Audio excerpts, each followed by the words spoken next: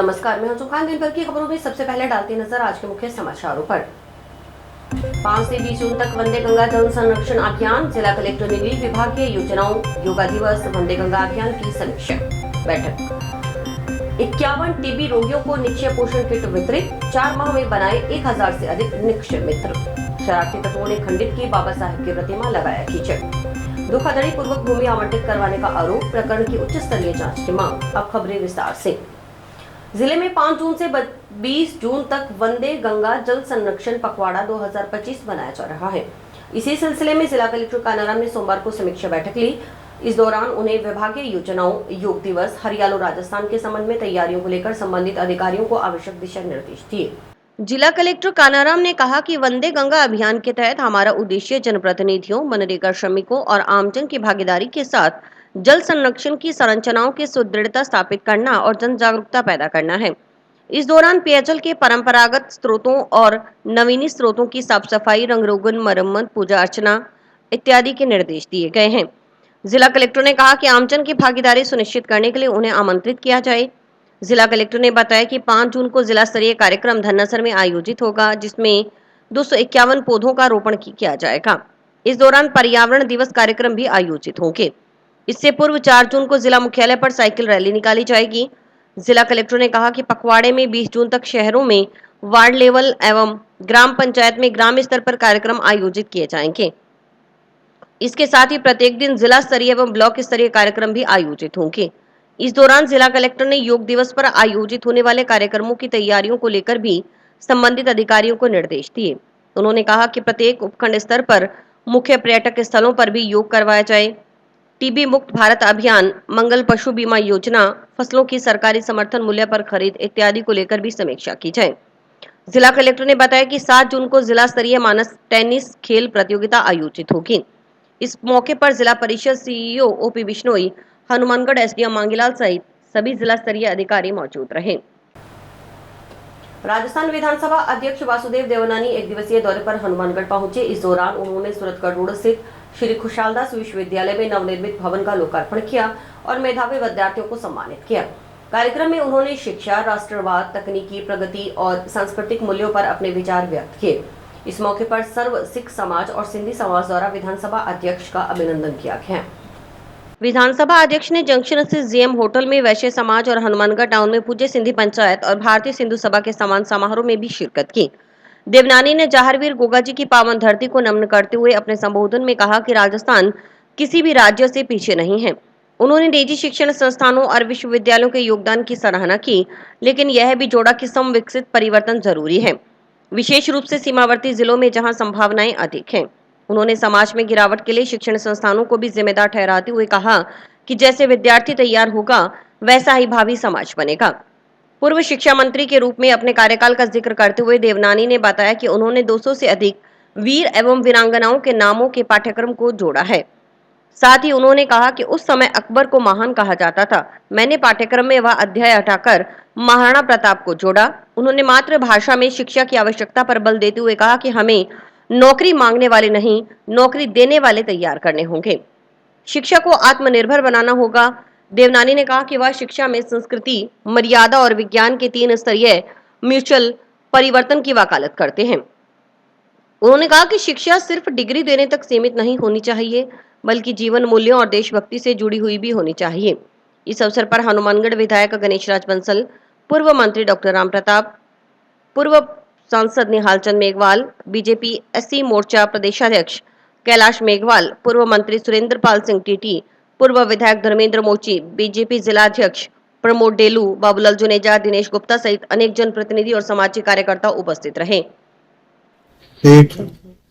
सेठ खुशाल दास विश्वविद्यालय की ओर से आयोजित समाज समारोह और भवन के उद्घाटन कार्यक्रम में कई विद्यार्थियों को विश्वविद्यालय रत्न की उपाधि से विभूषित भी किया गया है।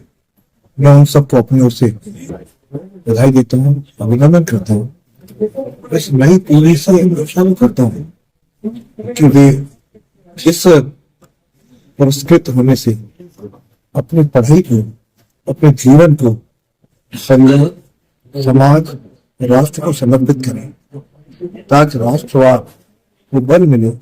पिछले दिनों की पहलगाम की घटना हुई और उसके बाद ऑपरेशन सिंदूर का जो हमारी सेना ने एक प्रधानमंत्री की कूटनीति रणनीति के तहत पाकिस्तान के छक्के छुड़ाई और 100 किलोमीटर से अंदर घुस करके उन्होंने जिस प्रकार से पाकिस्तान को सबक सिखाया उस सेना के बल पर वो अभिनंदन करें।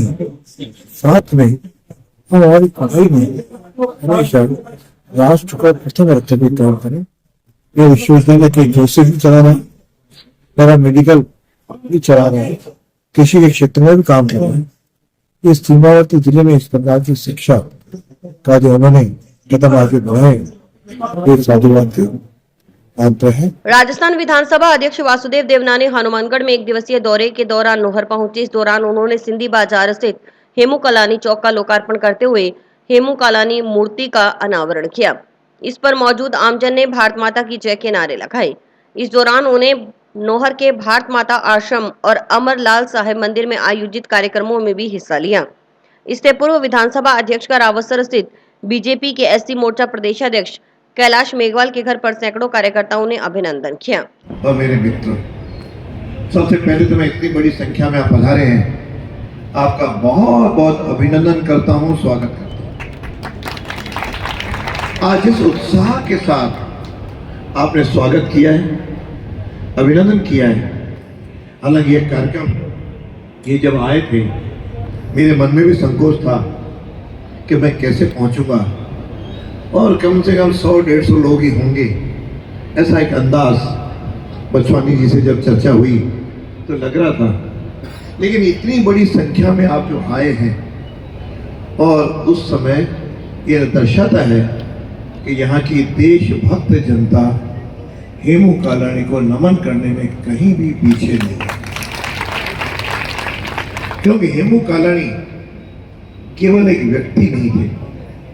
ध्यान होगा कि इस देश को 1947 में जो आजादी मिली, पता नहीं कितने लाखों वीरों के बलिदानों के बाद मिली।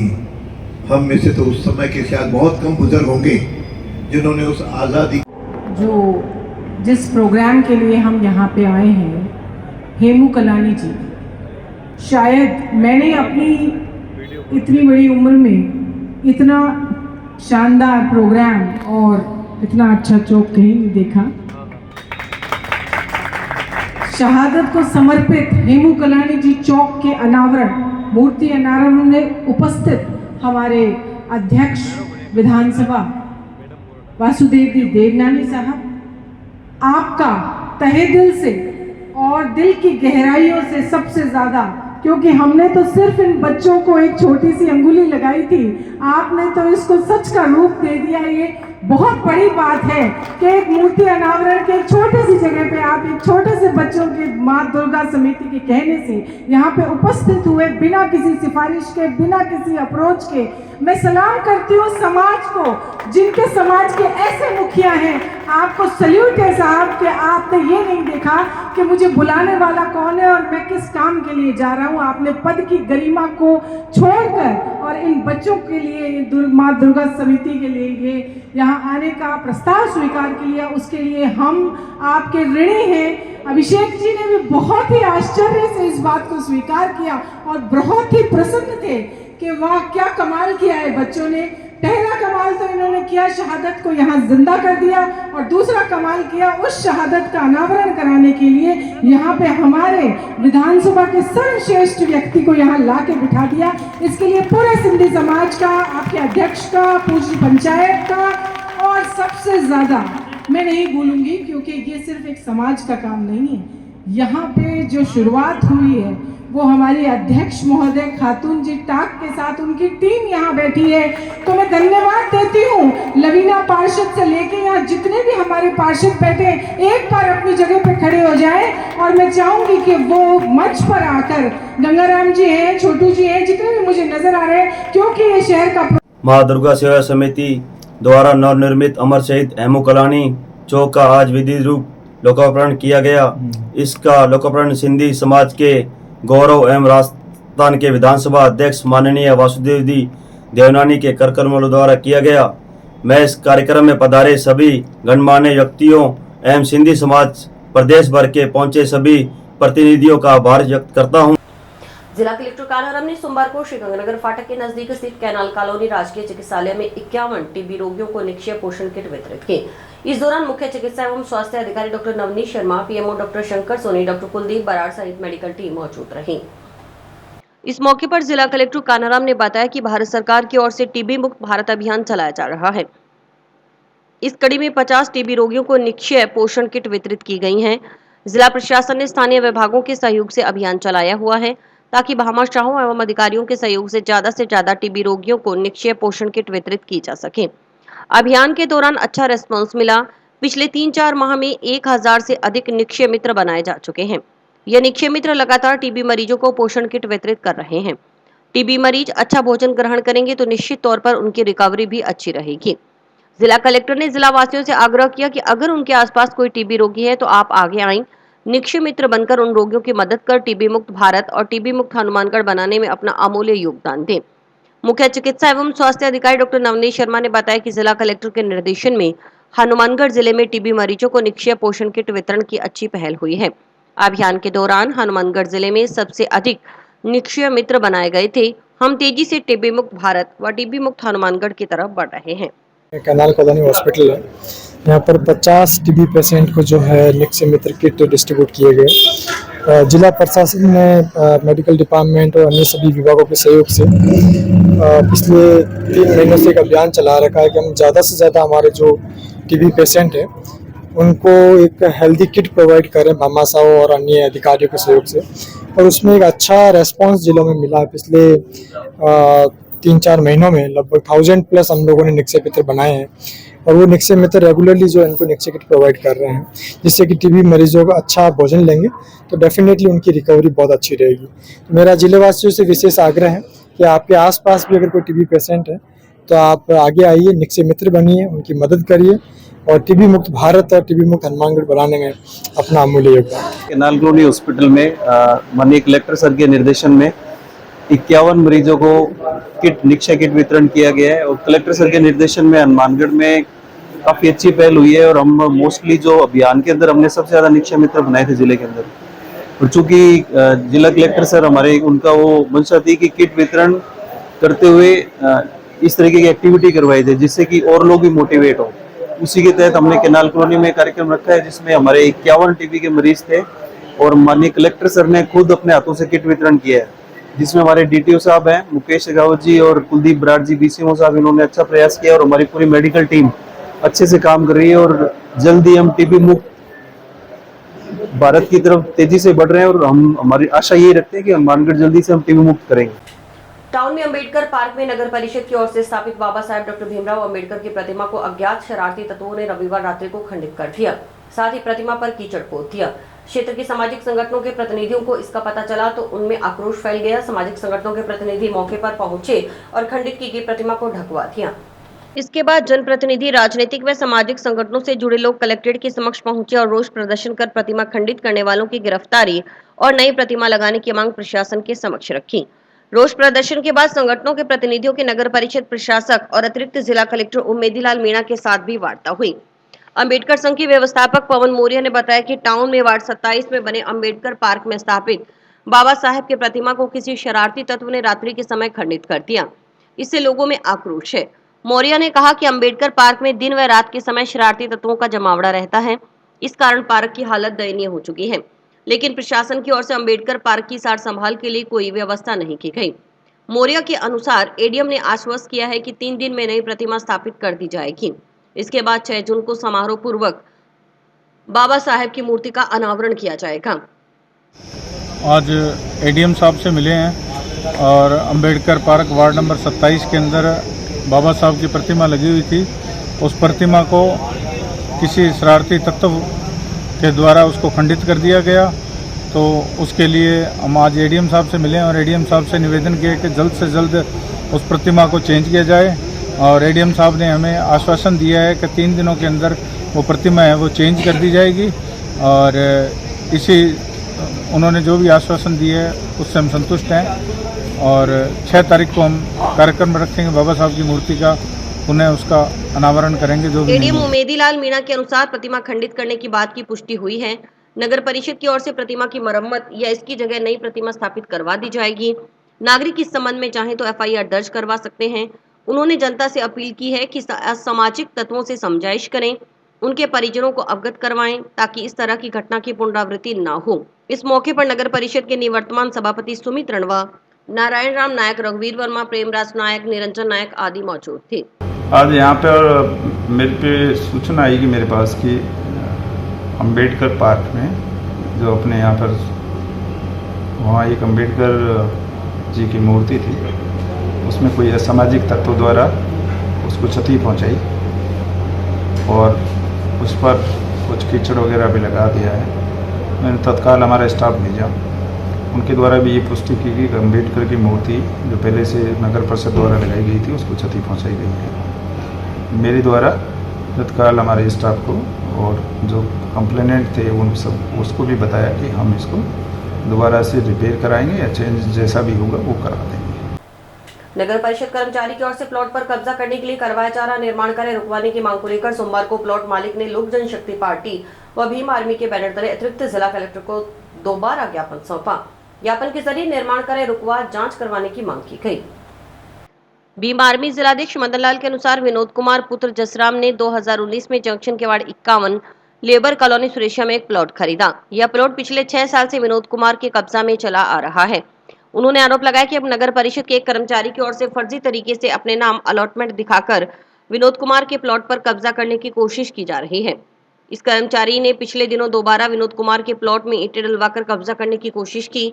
उन्होंने आरोप लगाया कि नगर परिषद कर्मचारी काफी प्रभावशाली है, उसने विनोद कुमार के प्लॉट पर कब्जा करने की नियत से निर्माण कार्य चला रखा है। निर्माण कार्य तुरंत प्रभाव से रुकवाकर प्लॉट के असली मालिक को प्लॉट सुपुर्द करवाने की मांग लोजपा और भीम आर्मी कार्यकर्ताओं ने ज्ञापन के माध्यम से की। ये जी वार्ड नंबर 56 के अंदर है, लेबर कॉलोनी के अंदर है। कोई मकानों का पहले के खरीदशुदा मकान है जिसके ऊपर क्या है जी, नगर पालिका के कोई प्रभावशाली कर्मचारी हैं जिन्होंने वहाँ पर फर्जी डॉक्यूमेंट तैयार करके अलॉटमेंट फर्जी दिखाकर वहाँ पर अतिक्रमण कर लिया, उनको कब्जाने की कोशिश की जा रही है और वहाँ निर्माण कार्य शुरू कर रखा है। इसके लिए हमने एडीएम साहब से पहले भी हम मिले थे तो इन्होंने उसकी जांच का हमें आश्वासन दिया था, जिसके अंदर जांच का अभी वो 23 तारीख की बात है, आज 7 दिन निकल चुके हैं, अभी तक उसके अंदर कुछ नहीं हुआ। लेकिन दूसरी पार्टी है वो अभी तक निर्माण कार्य कर रही है। तो आज हम एडीएम साहब से इसलिए मिले हैं कि उस कार्य को एक बार रुकवा कर उनकी जांच करके जो सही मालिक है उसको वो प्लाट देने की कार्रवाई करवाएं। लोक जनशक्ति पार्टी अगर इसके अंदर कोई कार्रवाई नहीं होती है तो लोक जनशक्ति पार्टी को मजबूरन आंदोलन का रास्ता अपनाना पड़ेगा, जिसकी तमाम जिम्मेवारी इस प्रशासन की होगी। धोखाधड़ी पूर्वक भूमि अपने नाम से आवंटित करवा खातेदारी प्राप्त करने का आरोप लगाते हुए पीलीबंगा तहसील के गांव मानवखेड़ी के ग्रामीणों ने सोमवार को अतिरिक्त जिला कलेक्टर को लिखित शिकायत की।